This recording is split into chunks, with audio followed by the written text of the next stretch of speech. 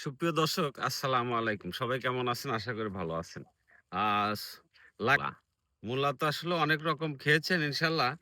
China মূলা দেখবো কত বড় হয়েছে। আর আসলেও মূলার তো কোনো বিকল্প নাই।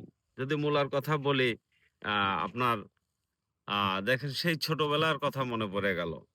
আসলে ছোটবেলা এই শীতকালীন সবজি মূলা, এই মূলার সাথে দেশি পুঁটি মাছ আর মায়েরা রান্না করছে। সকালে দেখি মানে পুঁটি মাছ আর মূলা আসলে দরদরে মানে দরায় থাকছে। হায়রে স্বাদ! সেসব স্বাদ কিন্তু এখন আর পাওয়া যায় না। সেসব আগে ছোটবেলা যা খেয়েছি সেগুলো মনের মধ্যে এখনো আইকে আছে।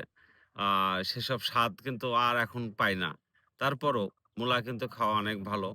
আ মূলায় আপনার প্রচুর মূলার সবজি, শীতকালীন সবজি আপনার সব অনেক রকম খাওয়া যায়। যেমন খেয়েছি আগে গরম ভাতের সাথে আপনি বতির শাক ভাজি আর মূলার চাক করে আর পেঁয়াজের ফুল।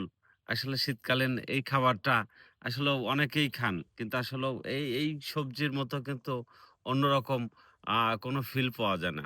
আসলে অনেক সুস্বাদু এবং মজাদার। আ মূলা কিন্তু আসলে আমরা শীতকালীন কিনেই থাকি। আর মূলা ছাড়া কিন্তু কোনো সবজিও হয় না। তারপরে দেখেন আলহামদুলিল্লাহ কত সুন্দর মূলা হয়েছে। আ মূলা আমি উঠাচ্ছি দেখেন। আ আলহামদুলিল্লাহ অনেক সুন্দর হয়েছে। তো যদি ভিডিওটা ভালো লাগে অবশ্যই লাইক, কমেন্ট, শেয়ার করবেন। অপরকে দেখার সুযোগ করে দিন। আমার পাশে থাকবেন। আমার জন্য দোয়া করবেন। আসসালামু আলাইকুম।